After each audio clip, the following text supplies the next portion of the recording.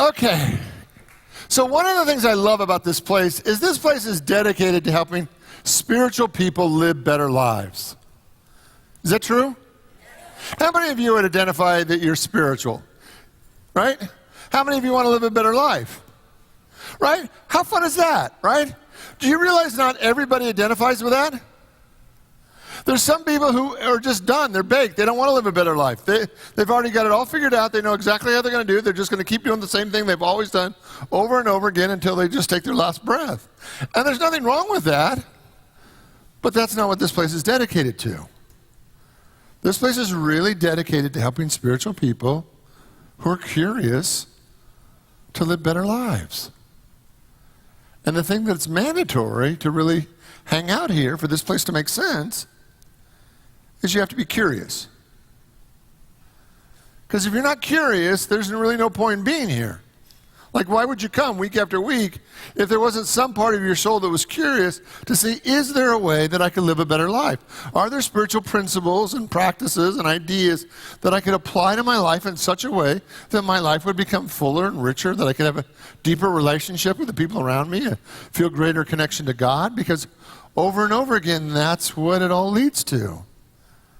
Is the more that we put God at the focus, the center of our life, the better our lives become. Is that true?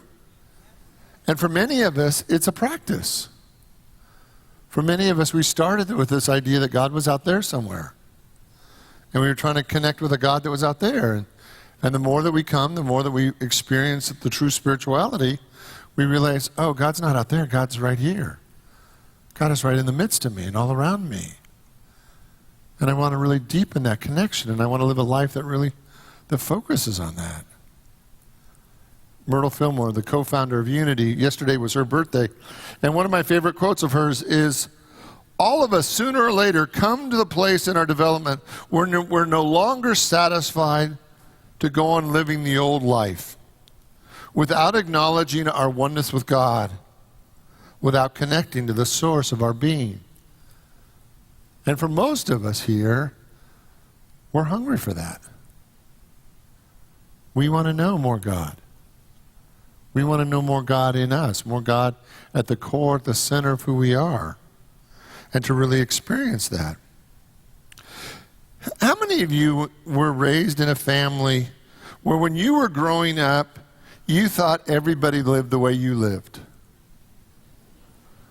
Right? You just assumed that everybody grew up with your family values and the way your family thought and taught and acted and behaved. And then we get to college or we get to school or we leave home and we realize, wait a minute. There's a whole lot of people out there that aren't living the way my family's living. And some of that was like, wow, that's interesting. They really believe that. They really act that way. They really say that stuff. Right? And it's kind of a little bit of a mind fry. Can I say that in church? It's a little bit of an awakening. Right? It's a little bit of a wow, that there's a much bigger world out there. And at that moment, we have a choice. Am I going to apply something new and see if it works for me? Charles Fillmore said, don't take my word for it. If it's spiritual principle, try it. If it works, you can use it, use it. If it doesn't work, let it go. Because we don't need more spiritual dogma. How many of you were taught a spiritual dogma, and the more you practice it, the more that you realize it may work for somebody, but it doesn't ever work for me? Right? And so we can try these dogmas and we can try them on, we can see they fit. But if it's not spiritually true, it doesn't matter how much you practice it, it's not going to work, it's not going to fit, it doesn't make sense. But those spiritual ideas that are truly spiritual, that are based in spiritual principles and facts, those things, when you try them on, they just seem to work. They feel like a glove that was always supposed to be yours, and you try them on and there's something inside of your soul that just knows it's right. And as a spiritual community, we're always in that process of saying, is this valid? Is this real? Can I live by this? Is 2 + 2 always 4? And can I apply that to my life? So this month, I'm going to share with you 4 spiritual ideas. And I'm going to invite you to try them on. Practice them for each week. And at the end of the week, if you don't think they're valid, if they didn't work for you, then let them go, because we don't need more dogma. But if they make sense to you, if you practice them, if they work, then I want you to try them on, because each one of these spiritual ideas, I am practicing in my own life to the very best of my ability. And I think that they're really 100% valid. And I think that as we practice them over and over again, they just makes a difference. And today what we're going to practice is this idea of living in the now. How many of you have ever heard this as a spiritual idea, that we're supposed to live in the now? What's difficult about this is how you do it. Because so much of our life seems to be focused on the future and the past. But every great spiritual teacher taught us to live in the now. And what I want to do is I want to kind of break it down today and show you how to do it in a way that's meaningful, in a way that we can reproduce it in our life over and over and over again. Because the reality is that statistically, 30% of Americans have diagnosable levels of anxiety. 18.1% of Americans are on anxiety medications of one form or another. So we have a world, we live in a country where almost one out of three of us have a level of anxiety in their life that is problematic, that gets in the way of their life, that gets in the way of their relationships, that gets in the way of their work, that gets in the way of their enjoyment of life. That means 1 in 3 of us in this room. Now, maybe it's not in this room and it's everybody else outside. It's really, everybody else here is good to go, and it's really 2/3 of the rest of the world, right? But the reality is that even in this room, there's a lot more anxiety than we like to acknowledge. And yet there's a spiritual principle that every great spiritual teacher and philosopher taught about living in the now, and the idea that if you live in the now, it is a way of actually setting yourself free of anxiety. Because the way that we're living now, the majority of us, the way that we're living now is highly charged with anxiety. It freaks us out. It scares us.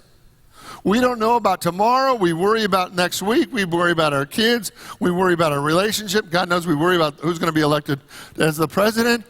We're worried. We're anxious. We're fearful. And yet there's this spiritual teaching that says, if you live in the moment, you are set free. And yet, we don't believe it.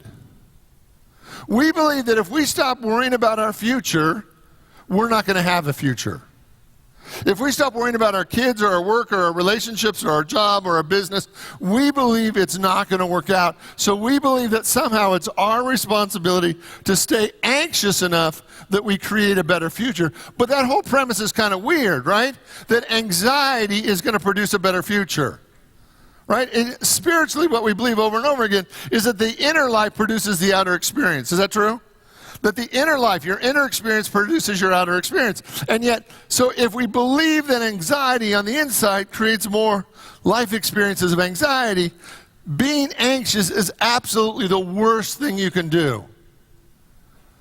If we're anxious about being safe, if we're anxious about, say it for me, anxious about crime, anxious about our economic future, we are actually creating a world where we just feel more and more anxious.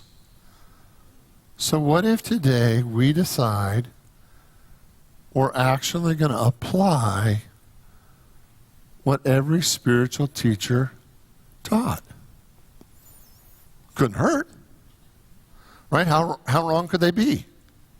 You know, if every enlightened master taught this, maybe there's a reason that we're getting more and more anxious. And every spiritual teacher said, don't go that way. Try something else. Try something that works. Try something that leads to peace of mind. Try something that helps your soul calm down. This is the way Jesus said it. In the Gospel of Mark, he said, therefore, do not worry, say, what shall I eat, or what shall I drink, or what should I wear? He said, even the Gentiles strive for these things. And indeed, your heavenly Father knows that you need them all. But strive first for the kingdom of God and its righteousness, and all things will be given to you as well. He goes on. It says, Do not worry about tomorrow, for tomorrow will bring its own worries. And today's troubles are enough for today.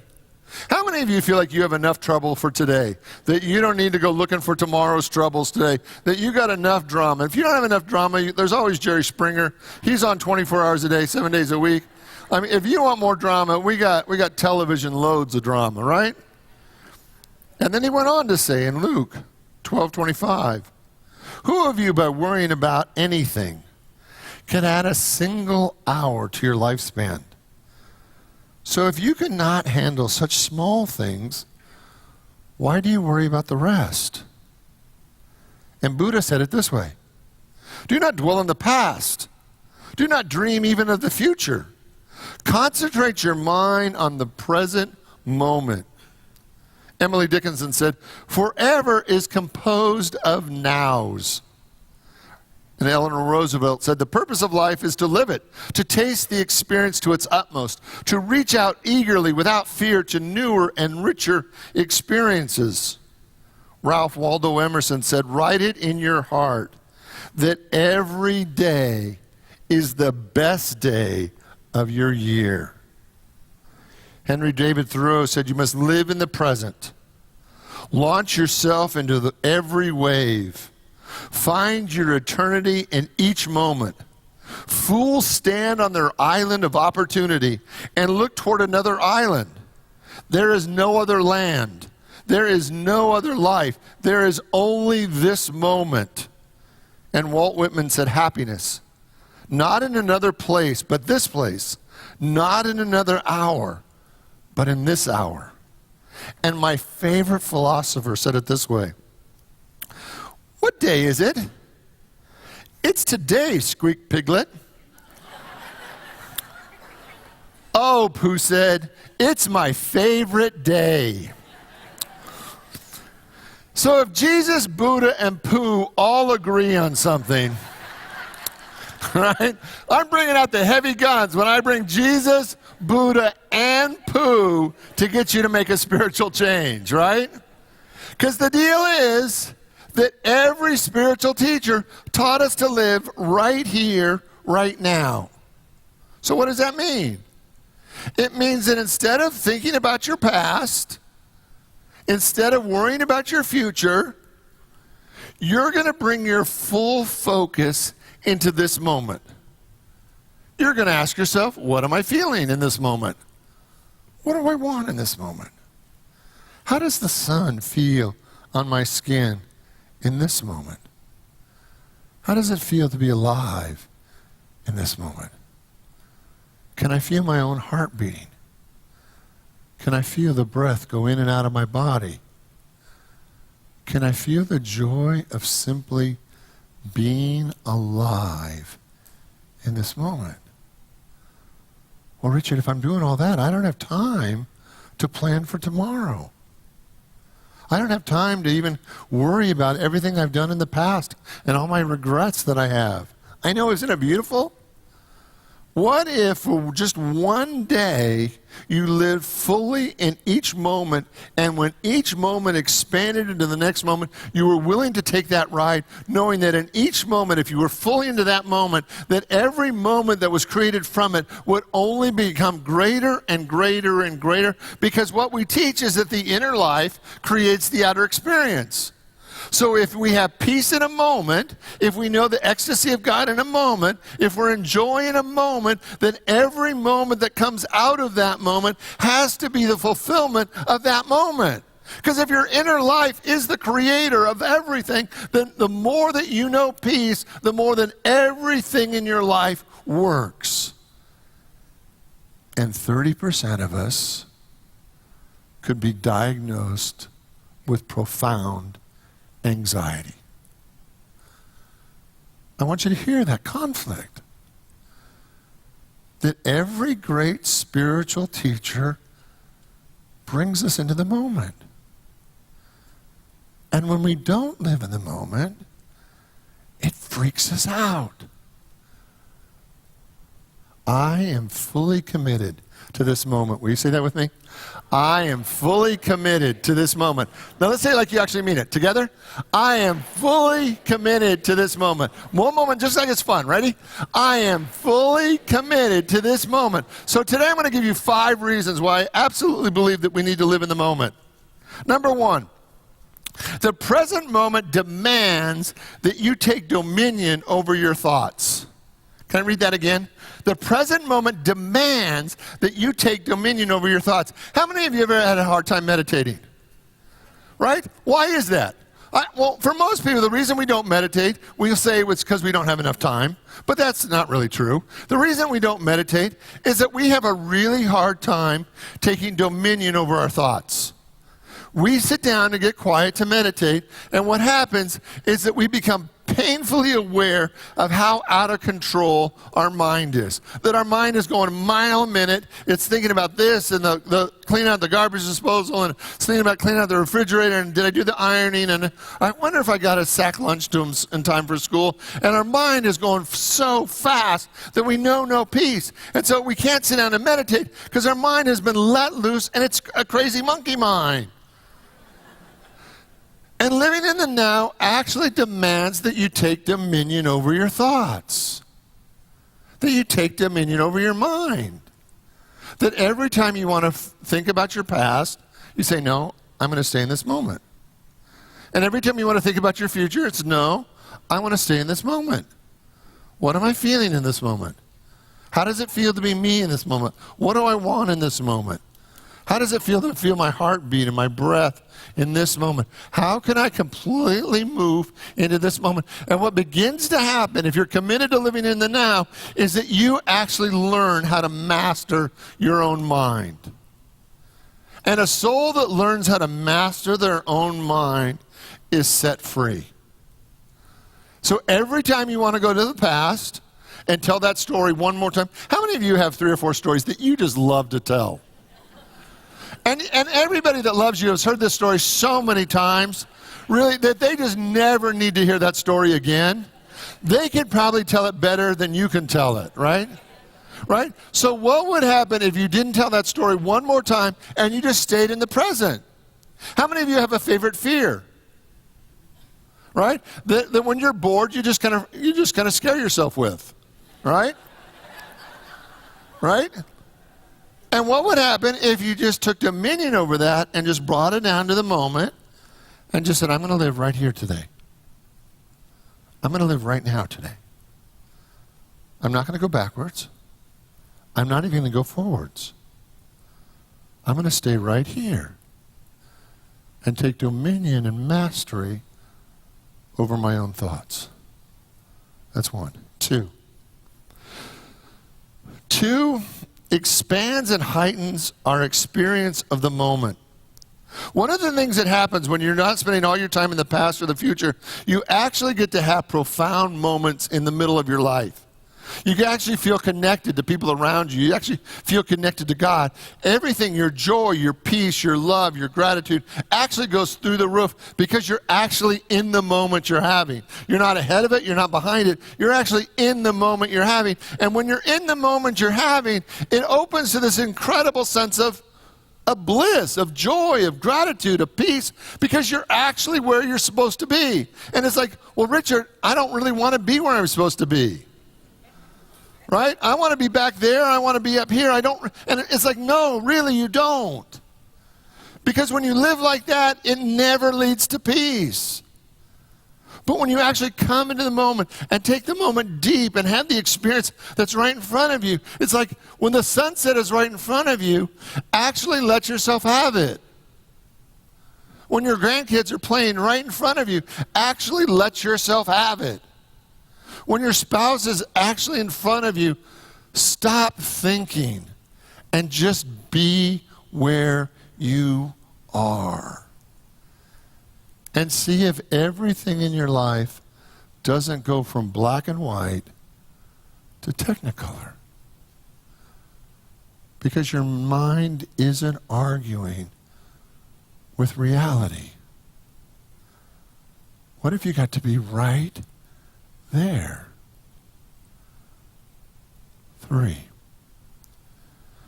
The third reason I think you need to live in the moment is it teaches us abundance. Now, I know you're going to think, well, no, my mind can actually imagine abundance. I can imagine winning the lottery, or I can imagine getting a bonus, or I can imagine Uncle Harry dropping dead and sending me all his money. But what I want you to see is that in the moment, everything that you need is provided. In this moment, is there enough oxygen in this room? In this moment, do you have any need that's not being satisfied? If you stay in the moment, what begins to happen is you begin to learn that in every moment is an infinite experience of God. Will you say with me? In this moment, I have everything that I need. Together? In this moment, I have everything that I need. Let's get excited about that. In this moment, I have everything that I need. Now, how many times in your life have you ever said that? In this moment, I have everything that I need. One more time. In this moment, I have everything that I need. Now, if you go from having a moment where you have everything that you need, can you imagine that the next moment is going to be like that moment? Where you're going to have everything that you need. That you're just going to roll from one moment to the next moment to the next moment where you have everything you need. Only when your mind tries to jump into the future that you scare yourself that you're not going to have enough. But in this moment, you have all the oxygen you're ever going to need. In fact, there's an abundance of oxygen in this room. We created a nice purple chair for you with like a ton of padding, right? You could like live hours in that chair, right? That you have everything that you need. And we go from moment to moment to moment to moment where we have everything that we need. And yet so many people are scared that they're not going to have enough. And yet everything you need is in every moment. Every moment is like a little egg. And in that egg, everything the baby chick needs. Every moment, everything that your soul needs is encased in that moment. This moment, I have everything that I need. Together? In this moment, I have everything that I need. One more time. In this moment, I have everything that I need. Number 4. Moving into the moment frees us of anxiety. It just does. When we move into this moment, our shoulders drop, our breath becomes normal, we relax, our tension just washes away. When we move into the moment, we are set free of all anxiety. And 5, when we move into the moment, it deepens our connection and our awareness of the divine. See, there's a reason that spiritual teachers lived in the ecstasy of God. There's a reason that spiritual teachers had a heightened sense of ecstasy. Because they didn't have to worry about things. And not because they were supernaturally blessed. They were blessed just like the rest of us. But they moved so much into the moment that they touched the ecstasy of God. That they lived in a profound sense of connection with the divine. And they lived in this profound sense of connection so fully and completely that other people would go to them because they wanted it. And what they would teach over and over and over and over again was this very simple way of moving into the moment. They taught people how to take dominion over their thoughts and move the whole focus of their attention into the moment they were having. And that moment would just open into the ecstasy of God. I'm going to close in your homework for this week. You ready for it?